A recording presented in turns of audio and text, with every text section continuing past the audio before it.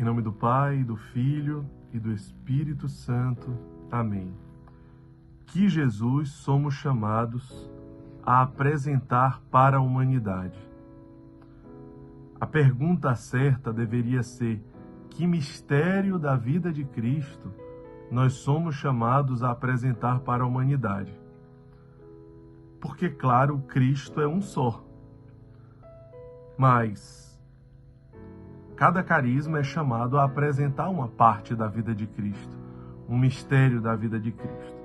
E, na realidade, o título tema, dessa partilha aqui, desse vídeo, ela tem a sua origem não na clarificação do carisma, não nessa verdade que nós descobrimos a partir da teologia dos carismas, mas de um reencontro que nós tivemos com o mistério cristológico no início do ano de 2012. Quando logo depois desse reencontro com o mistério cristológico, com o Emanuel, com Jesus abandonado, nós escrevemos um texto que chamava, a pergunta era, que Cristo nós precisamos apresentar para a humanidade? Ou seja, era mais específico e mais radical ainda, aonde nós queríamos chegar com aquela reflexão. Hoje nós não temos dúvidas. Era uma inspiração e um sopro do Espírito Santo muito forte, muito forte. Porque naquela ocasião nós não sabíamos, nós não conhecíamos a teologia dos carismas. Portanto, nós não sabíamos que um carisma nasce exatamente para tornar Cristo mais amado e mais conhecido através do anúncio de um mistério específico da sua vida. Essa fundamentação teológica não passava pela nossa cabeça. Mas aquele reencontro com o mistério cristológico no ano de 2012 foi tão profundo, foi tão forte, foi tão vivo, foi tão real, que os frutos daquela experiência é exatamente aquilo que a teologia dos carismas nos ensina. É exatamente aquilo que a igreja nos ensina sobre o encontro com o mistério cristológico. Agora, em 2012, 12 anos depois da graça fundante originária do carisma, portanto, de uma forma mais madura, de uma forma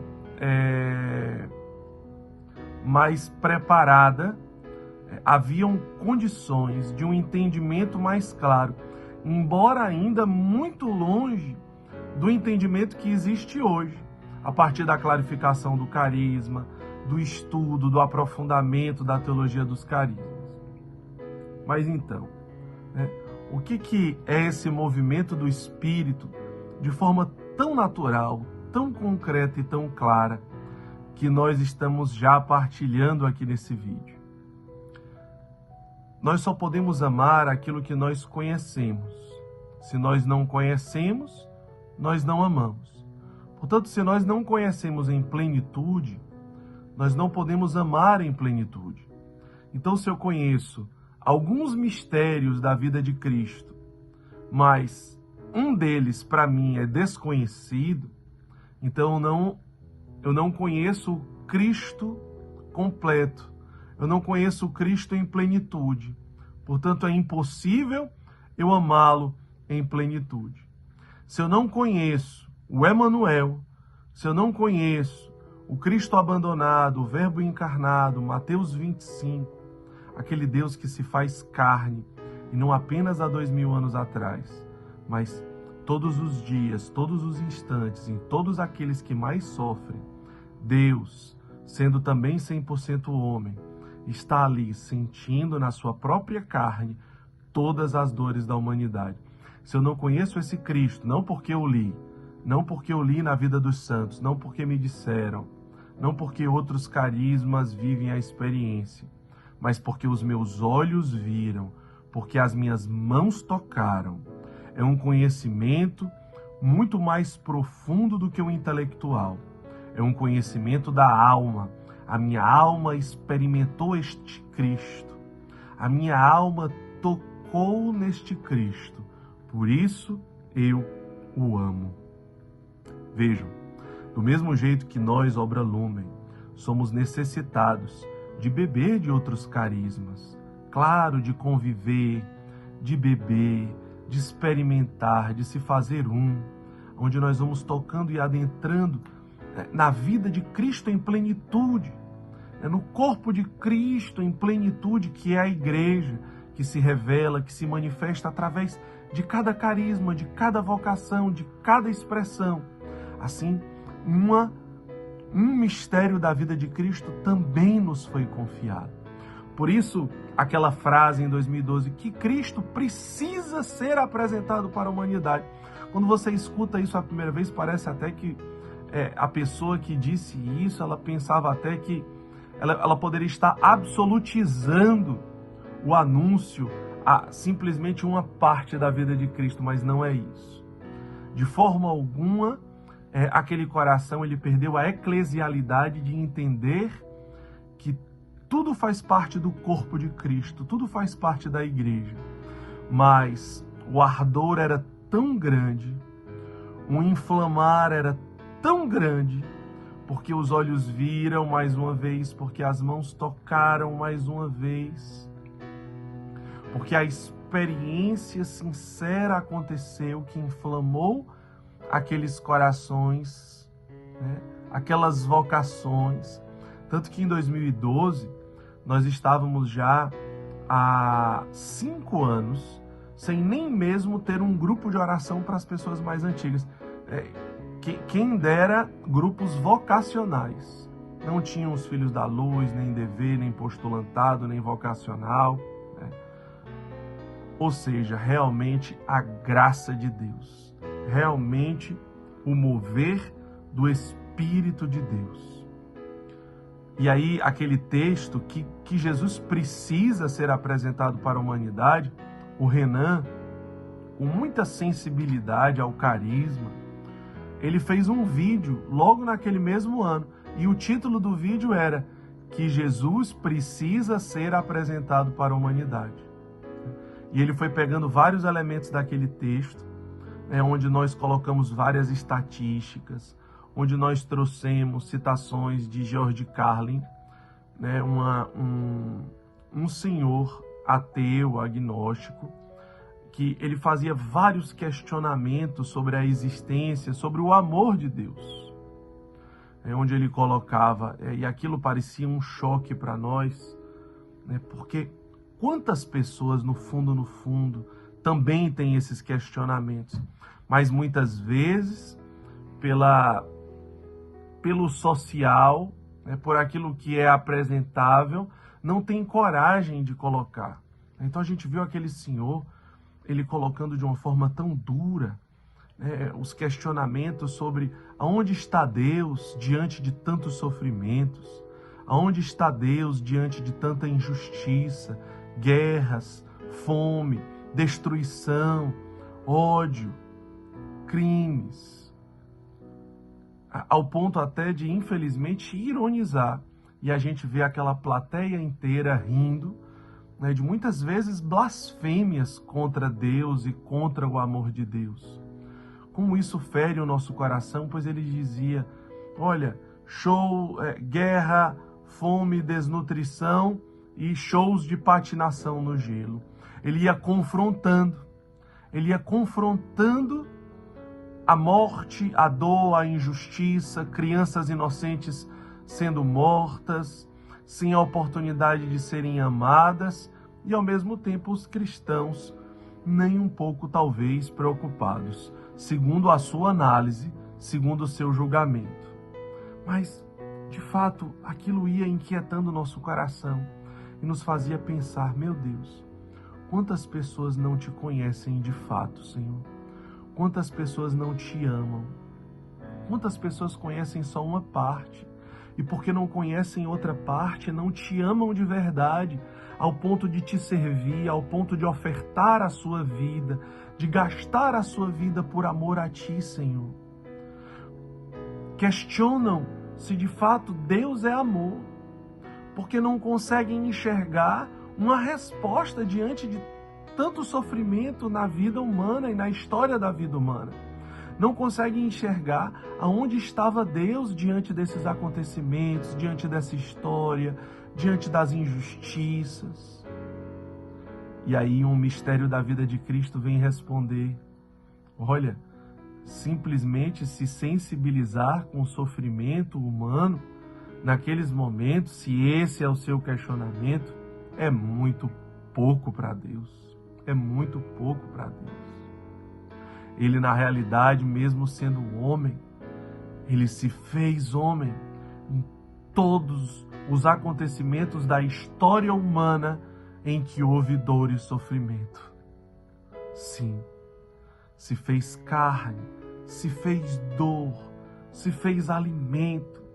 Sim, era ele naquele holocausto, era ele naquelas câmeras de gás, era ele naqueles sacrifícios, era ele passando fome, era ele passando sede, era ele naquelas epidemias, morrendo com doenças, enfermidades. Sim, era ele, era a carne de Cristo ali.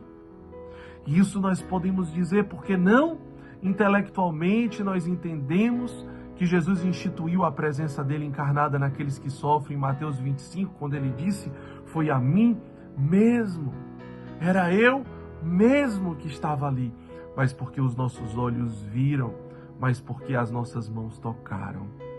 Portanto, a minha alma se apaixonou, porque quando as minhas mãos tocam no abandonado, o ressuscitado toca na minha alma. Quantas pessoas conhecem Deus, mas não são capazes ainda de servir realmente, gratuitamente, incondicionalmente?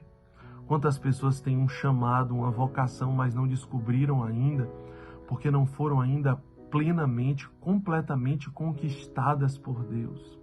Exatamente porque tem uma parte da vida de Cristo. Exatamente porque tem um Cristo que ainda não vos foi apresentado.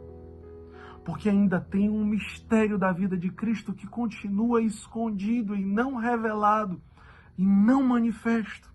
É por isso que aquele texto dizia que Jesus precisa ser apresentado para a humanidade.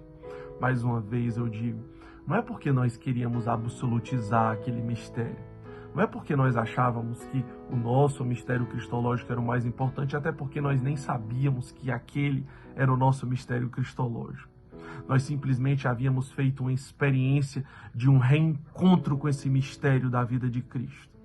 E um grande ardor, ele nascia e explodia no nosso peito, sabendo que nós precisávamos anunciar aquele Cristo para a humanidade.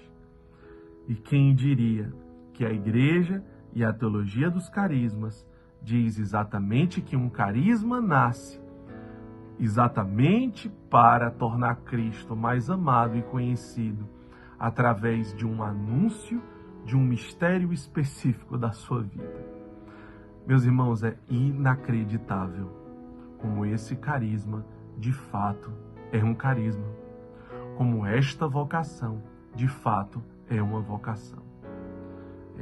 Isso, na verdade, só quem pode afirmar é a igreja, e ela já afirmou através de um decreto, aonde confirma e aprova este carisma, que nasce para anunciar o Emanuel. Quantas pessoas precisam conhecer esse Cristo? Inclusive irmãos de outros carismas, que têm um chamado específico com outro mistério da vida de Cristo, mas que serão beneficiados, que serão santificados pela oferta da vida daqueles que são chamados a viver este carisma específico. O clero, a igreja. Quantos irmãos que estão nas ruas, eles precisam conhecer esse mistério? Claro, os frutos gerados por esse mistério também, porque eles precisam de casa, eles precisam de acolhimento, eles precisam de uma caminhada espiritual, eles precisam de um cuidado, eles precisam de um pastoreio, eles precisam de uma escola de formação missionária, eles precisam de uma ressocialização. E tudo isso é fruto do Emanuel. Mas eu não estou falando dos frutos. Eu estou falando que quando um irmão, ele descobre que quando ele estava lá na rua, comendo do lixo, bebendo do esgoto, dormindo com os ratos e com as baratas, sofrendo, ele não estava sozinho. E não é porque Deus estava próximo a ele, Deus estava nele. Deus era ele. Isso é extraordinário, isso é apaixonante, isso é fascinante. E é isso, na verdade, que transforma a vida dos irmãos. Eles são conquistados por Deus, porque eles não têm que ser conquistados pela Obra Lumen, pelos jovens, pelas famílias da Obra Lumen. Isso é maravilhoso, mas não é isso que transforma a vida deles. O que transforma a vida deles é Deus. É saber que eles são amados por Deus. É fazer uma experiência pessoal com Deus. E veja que graça. Aí então, fazendo uma memória das suas vidas, aonde lá no momento de mais dor, aquele momento que levou ele para a rua, ele entender que Deus nunca o abandonou. E a partir disso ele renova a experiência, não consigo mesmo, mas com o outro, com aquele irmão que acabou de chegar da rua na casa que ele está. Vejam, meus irmãos, que graça. Quando uma criança de um centro social descobre esse mistério. Então, não é que elas são amadas por jovens, por famílias da Obra Lumen, que gastam o seu tempo, os seus dias, os seus dons a serviço daquele centro social. Isso é maravilhoso, mas não é isso que transforma a vida dessas crianças, desses adolescentes e desses jovens. Mas é o amor de Deus, que mostra que nunca os abandonou, que naqueles momentos de mais sofrimento naquela comunidade carente, Deus estava neles. Deus é capaz, sim, de estar neles. Quando a mãe foi baleada, quando o pai foi assassinado, Cristo estava ali. E isso muda a vida deles. Quantos jovens por aí, jovens que têm sede do concreto, eles estão cansados do abstrato. Deus é amor, mas isso é abstrato para esses jovens. Mas quando é anunciado para eles um Deus que é concreto, esse amor deixa de ser abstrato para ser extremamente concreto, visível, real, onde ele pode tocar com as próprias mãos, pode olhar com os próprios olhos. Quantas famílias, quantos casais, inclusive pessoas que, como eu falei, conhecem a Deus, mas precisam conhecer mais, precisam amar mais, porque se conhecerem mais e se amar mais, os frutos serão extraordinários. Serão extraordinários. Vejam como aquela passagem em Mateus 5,16. Assim brilha a vossa luz diante dos homens, para que ele, vendo as vossas boas obras, glorifique o Pai que está nos céus. Nós, depois da clarificação, nós temos essa passagem com a outra ótica. A ótica que o padre Jonas Abib trouxe até nós. De que todas essas casas de acolhimento, esses centros sociais, esses projetos, eles precisam sim ser anunciados, e é por isso que existe o Ser Feliz. Eles precisam ser anunciados porque sim, o mundo precisa conhecer essas obras concretas de misericórdia. Obras que precisam ser anunciadas para que o mundo conheça um Deus que é amor. Mas existe uma obra que é maior do que todas essas. Qual é a grande obra de misericórdia? Maior do que a casa de acolhimento, maior do que o centro social, maior do que o projeto Com Deus Tem Jeito, maior do que o Natal Lumen, maior do que qualquer outra coisa. O Emanuel que se fez e se faz carne e está no meio de nós, mais uma vez ofertando e consumindo a sua vida. Portanto, é o Emanuel, a grande obra de misericórdia, a misericórdia que precisa ser anunciada, o Cristo que precisa ser anunciado. Todos precisam conhecer Mateus 25. E existe, meus irmãos, uma urgência muito grande. 1 Coríntios 1, 23, 24. Nós, porém, proclamamos Cristo crucificado, escândalo para os judeus e loucura para os pagãos. Nós, porém, proclamamos, anunciamos o Cristo crucificado, que parece loucura para os homens, mas é graça para Deus. E como é importante a radicalidade desse anúncio, num primeiro contexto, que é a vivência. Quando nós olhamos para Francisco de Assis, que é como um pai espiritual, da nossa comunidade, do nosso carisma. O carisma, qual que era o carisma de São Francisco de Assis? Qual que era o mistério cristológico de São Francisco de Assis? O Cristo pobre. Esse era e é o mistério cristológico do franciscanismo, o Cristo pobre. Francisco queria imitar o Cristo pobre, a irmã pobreza. Aquilo fascinava Francisco, apaixonava o coração de Francisco. Um Cristo pobre, ele se encantava com aquele Cristo, ele queria imitar aquele Cristo. E a pobreza era um caminho para ele conhecer e amar mais o Cristo pobre. E o da obra Lumen, qual que é? É o Cristo no pobre.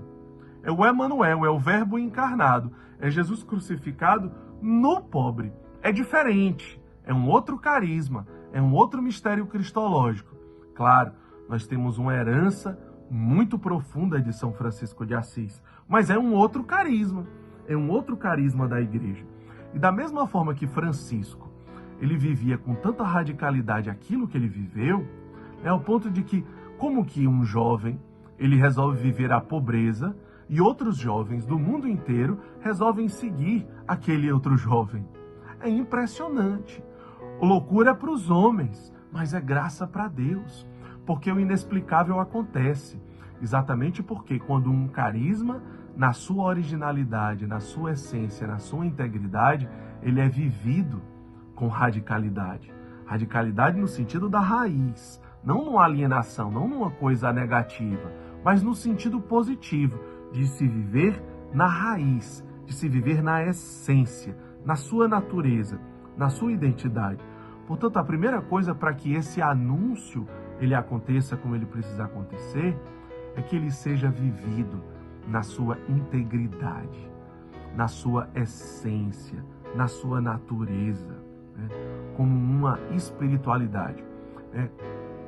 Porque quando nós vamos vivendo esse mistério cristológico, com toda a sua força, com toda a sua plenitude, essa experiência vai gerando frutos em nós, em todas as áreas e as dimensões da nossa vida, porque nós vamos imitando, o mesmo que Francisco fazia com o Cristo pobre, acontece conosco, Lumen, com o Cristo no pobre.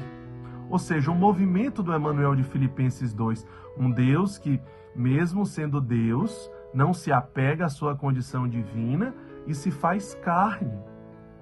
Então, tende em vós os mesmos sentimentos e os mesmos pensamentos de Cristo Jesus. É exatamente isso. É ter os mesmos pensamentos e os mesmos sentimentos do Emmanuel, que se esvazia, que vive a sua kenosis. Portanto, essa experiência do Emmanuel, que nós vamos fazendo na nossa oração pessoal, na nossa Santa Missa diária, na contemplação dos mistérios do texto, na nossa vida, no cotidiano da nossa vida. Nós vamos meditando, nós vamos refletindo, nós vamos mergulhando, adentrando nesse mistério da vida de Cristo. E ele vai se forjando e vai sendo um em nós. Portanto, o mesmo movimento do Emmanuel vai acontecendo conosco, de desejar o último lugar e não o primeiro. Veja, um Cristo que se faz pobre, um Cristo que se encarna no pobre. Portanto, ele escolhe os menores, ele escolhe os mais pequeninos, ele escolhe os últimos lugares. Portanto, não são os primeiros. Não é o desejo de ser reconhecido, aplaudido, amado, os holofotes, os palcos, que as suas ideias sejam aceitas, sejam reconhecidas, que você seja reconhecido, que as pessoas vejam, reconheçam que você está servindo muito bem, que você é maravilhoso, que isso e que aquilo. O ter, o poder, o prazer e tantas outras coisas que, na verdade, nos afastam de nós mesmos, daquilo que nós fomos criados para ser. Mas o Emmanuel resgata a nossa identidade, a nossa essência, aquilo que nós fomos criados para ser. Portanto, o primeiro anúncio é ser. É ser. É ser aquilo que nós fomos criados para ser. Fecundados por esse movimento do Emmanuel. Depois, claro, vem os ministérios. Nós somos chamados a colocar esse mistério cristológico na música, no canto, nas composições, nos escritos, nas pregações, nos vídeos, nas formações, na comunicação, na intercessão, no pastoreio, em tantas realidades, nas artes, na dança, no teatro, em tantas realidades, retiros, eventos, encontros, grupos de oração, novas formas criativas do Espírito Santo falar.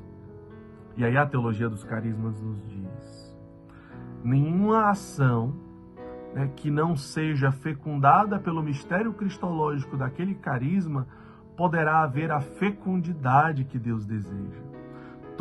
A teologia dos carismas diz: toda e qualquer ação que não nasce a partir do mistério cristológico daquela vocação é estéril. Claro que vai evangelizar, claro que vai gerar frutos, sempre.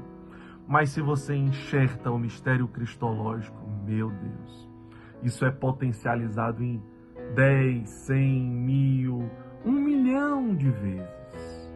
Aqui está a grande graça, a grande urgência e a grande emergência, meus irmãos. Sim, nós precisamos anunciar esse mistério. Os pobres esperam, as crianças, os irmãos, os jovens de tantos lugares, as famílias, os casais de tantos lugares. E aí nós sabemos muito bem os frutos que gera, dos matrimônios fortalecidos, fortificados, a paternidade, a maternidade, as famílias unidas, felizes, sendo felizes, fazendo os outros felizes, porque o movimento do Emanuel de amar uns aos outros gratuitamente, o movimento do Emanuel de amar uns aos outros incondicionalmente, a partir de um alicerce dessa família, o alicerce da pedra que os pedreiros rejeitaram, que se tornou a pedra angular. Os jovens que estão cansados do abstrato e que esperam o concreto. Quantas pessoas precisam conhecer mais a Cristo e amar mais a Cristo? E isso se dará através do anúncio desse mistério cristológico, que é o que nos cabe, que é o que nos foi confiado. Por isso, que Cristo precisa, necessita ser apresentado para a humanidade, meus irmãos. Nós estamos esperando a manifestação dos filhos de Deus. Nós estamos esperando a manifestação do seu coração. Encontrado, inflamado, cheio de ardor e parresia, porque se deixou ser amado pelo Emanuel. E, portanto, permite agora que o Emanuel ame através de você. Fecunde a presença do ressuscitado na sua vida, na sua alma e no seu coração. Que Deus nos abençoe. Em nome do Pai, do Filho e do Espírito Santo. Amém.